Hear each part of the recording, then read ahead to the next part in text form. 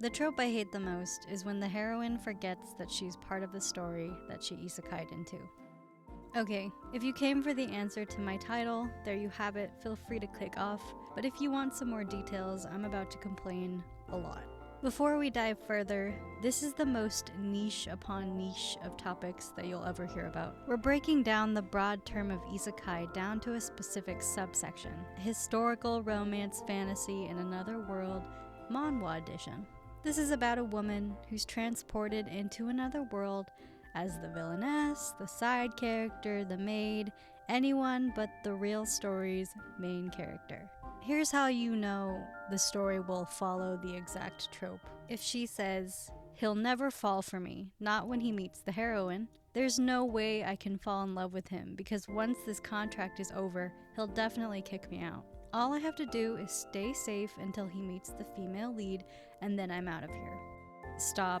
Do you see a pattern here? Why are they so stuck on that? I guess logically one would think, well, of course, that's the plot of the original story. The real female lead is sure to win over the heart of the male lead. No. The new female lead, our isekai'd woman, has changed too much of the plot the moment she diverged from her character's path. That's where the faulty plot comes in, and that's why I hate this trope. These women never acknowledge the fact that they are now part of the story. This is all my opinion, but I want to emphasize that here. The failure of this, to me, is that the new lead gets so wrapped up in not believing she's part of the story. Because she knows what will happen, she fails to realize that she is, in fact, part of the story. And with her choices, her generally drastic choices, they influence the world around her. At this point, she's effectively made the male lead fall for her, meaning, unsurprisingly, the real female lead, when they do make an appearance, if they do, doesn't stand a chance. Now our main character has a superiority complex because she thinks she's real and these characters are still just part of the story. She still thinks they're words on paper and she's living and breathing.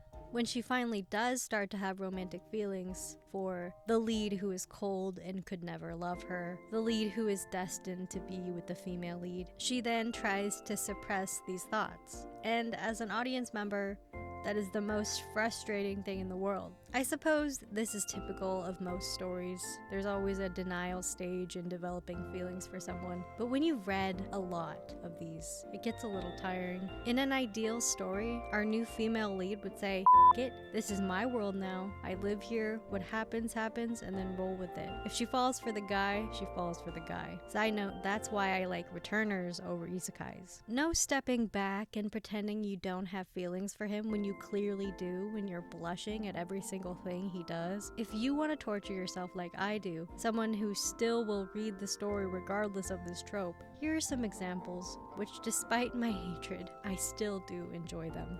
On the flip side, here are some stories that break the trope. This isn't a super long list, but that's because I have memory loss and I can't remember all the things I've read.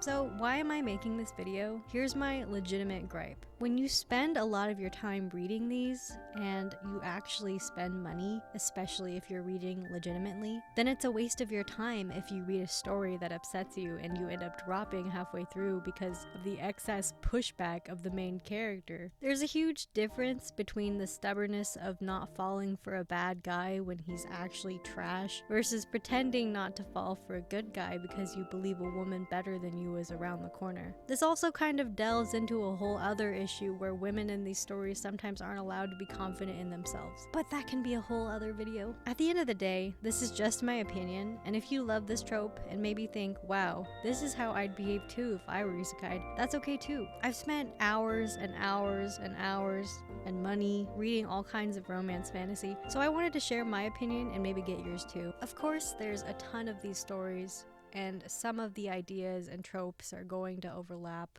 but this is just to call attention to one specific thing. I could not say that I would act any differently. Being in denial of a situation that is right in front of you is just not my favorite thing, and that's just my personal threshold for what I can stand. If you've ever read something and have felt a certain way about this trope and you don't know why, I hope this could help you put what you're feeling into words. If anything, I'm just complaining about one specific thing that happens sometimes. At this point, I've read hundreds of manhwa, and despite this trope existing, I will still read more. It definitely helps me know if I'm gonna drop something or not. But I can live with it a little if it's a good story that has good characters and a plot that moves forward. So, do you also hate this trope? No? Yes? It's okay if you didn't agree. I'd love to see you prove me wrong. And this is me asking for more manhwa, manga, suggestions in the comments. If you liked what you saw, maybe subscribe and we can talk about more things that I hate. Bye.